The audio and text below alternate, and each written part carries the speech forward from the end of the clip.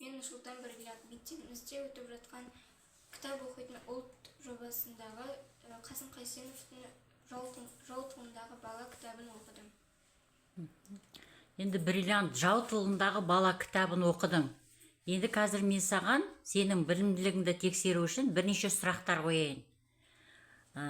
Жау тылындағы бала шығармасының авторы кім? Бауыржан Момышұлы ма, Қасым Қайсенов па, Сайын Мұратбеков па, Әзілхан Нұршайықов па? Қасым Қайсенов. Қасым Қайсенов. Дұрыс. Екінші, шығарманың жанры қандай? Роман ба, поэма ма, әңгіме ма, драма ма? Әңгіме. Әңгіме, жақсы. Шығарма қандай тақырыпта арналған? Білім ба, табиғат па, соғыс па, махаббат па? Соғыс. Соғыс, жақсы. Шығармада қай кезең суреттеледі? Тәуелсіздік жылдары ма, азамат соғысы ма, ұлы отан соғысы ма, тың игеру ма? Ұлы отан соғысы. Ұлы отан соғысы, дұрыс. Шығарманың басы кейіпкері кім? Солдат па, командир ма, бала ма, мұғалім ба? Бала. Бала. Бала қай жерге жүреді? Ауылда жүре ме, майданда жүре ме, жау тылында жүре ме, қалада жүре ме? Жау тылында. Жау тылында жүреді. Баланың жасы шамамен қандай? 5-6 жаста, 8-10 жаста, 12-14 жаста, 16-17 жаста. Неше жастайды бала? 12-13. Яғни 12-14 шамасындағы бала, е? Жақсы. Бала қандай қасиеттермен ерекшеленеді? Қорқақ па, жалқау ма, батыл ма, өтірікші ма? Батыл. Батыл. Бала кімдерге көмектеседі? Мұғалімдерге, партизандарға, достарына, саудагерлерге? Партизандарға. Партизандарға көмектеседі. Жақсы. Бала не үшін қауіпті тапсырмаларға барады? Қызық үшін, ақша үшін, отан үшін, еріксіз? Отан үшін. Отан үшін. Шығармадағы негізгі ой қандай? Соғыстың қызығы, балалардың ерлігі, байлықтың маңызы, ойынның пайдасы? Балалардың ерлігі. Балалардың ерлігі. Жақсы. 12-ші сұрақ. Баланың жау тылындағы әрекеті қандай? Ойын ойнау, хабар жеткізу, сабақ оқу, сауда жасау? Хабар жеткізу. Дұрыс. 13-ші. Шығармада бала қандай сезімде болды? Көңілді, қорқынышты, жауапкершілікті, бейқам? Жауапкершілікті. Жауапкершіл болды, бала? Жақсы. 14-ші сұрақ. Бала жаудан қорқа ма? Мүлде қорықпайды, аздап қорқады, бірақ батыл, үнемі қорқады, қашып кетеді. Мүлде қорықпайды. Мүлде қорықпайды. Дұрыс. Так, 15-ші сұрақ. Шығарманың идеясы қандай? Соғысты мадақтау, балалықты жоққа шығару, отаншылдықты дәріптеу, қорқақтықты көрсету. Отаншылдықты дәріптеу. Отаншылдықты дәріптеу. Дұрыс. 16-ші сұрақ. Шығарма қандай сипатта? Қиял ғажайып, тарихи, автобиографиялық, детектив? Детектив. Тарихи, е? Тарихты дәлелдейді. Жақсы. 17-ші. Қасым Қайсенов кім болған? Ақын, ғалым, партизан, суретші? Партизан. Бала үшін ең бастысы не? Өмірін сақтау, жеңіс, бай болу, оқу? Жеңіс, дұрыс. 19-ші. Шығарманың негізгі конфликтісі дейді. Бала мен атана, адам мен табиғат, бала мен жау, дос пен дос? Шығарманың негізгі конфликттері қандай дейді? Бала мен атана, адам мен табиғат, бала мен жау, дос пен дос? Бала мен жау, дұрыс.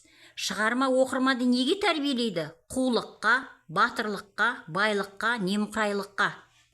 Батырлыққа тәрбиелейді, дұрыс. 21-ші сұрақ. Шығармадағы бала қандай бейне? Әлсіз ба, қорқақ па, ер жүрек пе, немқұрайлы ма? Ер жүрек, батыл, е? Шығармада қандай құндылық дәріптеледі? Ақша, бейбіт өмір, отанға адалдық, атақ? Отанға адалдық, жақсы. Баланың әрекеті кімге үлгі? 23-ші сұрақ. Тек балаларға, тек үлкендерге, барша оқырманға, мұғалімдерге? Барша оқырмандарға үлгі екен, е? Жақсы. 24-ші сұрақ. Шығармадағы оқиға қай жерде өтеді? Қазақстанда, қалада, орман, жаутылы, мектепте? Орман, жаутылы, дұрыс. Бала қандай қауіпке тап болады? Аштыққа, жау қолында түсуге, ауруға, жалғыздыққа. жау тылына түс. Иә, жау қолына түсуге, иә, жақсы. 26 сағат. Шығармада баланың мінезі қалай ашылады? Суреттеу арқылы, диалог арқылы, іс-әрекет арқылы, табиғат арқылы. Іс-әрекет арқылы, дұрыс. Бұл шығарма нені көрсетеді? Соғыстың қызығын, баланың ерте есейгенін, ойынның маңызын, байлықтың күшін. Бала шығармада нені көрсетеді? Соғыстың қызығын, баланың ерте есейгенін, ойынның маңызын, байлықтың күшін. Баланың ерте есейген, яғни соғыс баланы ерте есейді. Жақсы. 28 сұрақ. Шығарманың тілі қандай? Қарапайым ба, құрғақ па, шынайы әсерлі ме, или ғылыми ма?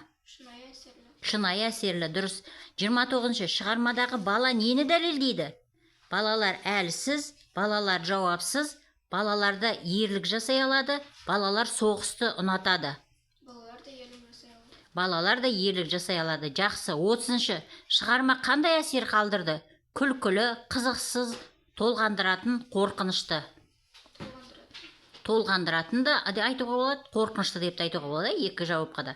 Тағы 31. Шығармадағы уақыт: қазіргі заман, болашақ, соғыс жылдары, ежелгі дәуір. Соғыс жылдары. Жақсы. Бала неге тәуекелге барды? Өзін көрсету үшін, еріксіз, отан үшін, бұйрықпен. Я, отан үшін отқа түс дейді. 33. Шығармадағы басты мәселе: білімсіздік, соғыс қасіреті, байлық, табиғат.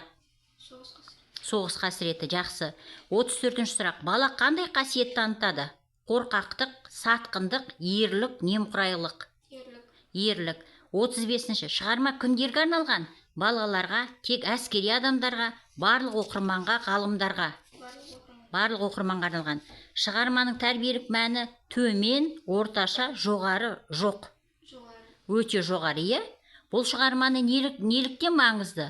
Қызық болғандықтан, тарихты танығандықтан, ерлікті көрсеткендіктен, қысқа болғандықтан. Ерлікті көрсеткендіктен, я, ерлікті дәріптейді. 38. сұрақ. Шығармада қандай сезім басым? Қуаныш, қорқыныш, отаншылдық. Әзіл.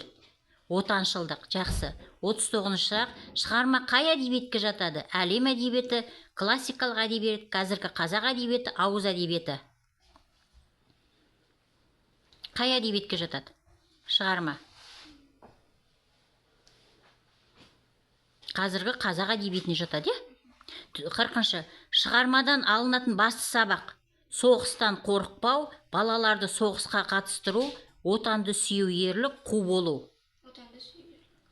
Жақсы. Мінекей, біз арнайы осы кітапты өзіңе оқығаннан кейін 40 тез сұрақтарын дайындаған едік. Яғни оқығандығың, жақсы түсінгендігің көрініп тұр. Саған үлкен рахмет айтамыз. Енді бізге бір кітап емес 15 кітап оқу берілген болатын. Енді қалған кітаптарды оқып, осылай өзінің білімділігіңді көрсетеді деп сенеміз. Үлкен рахмет.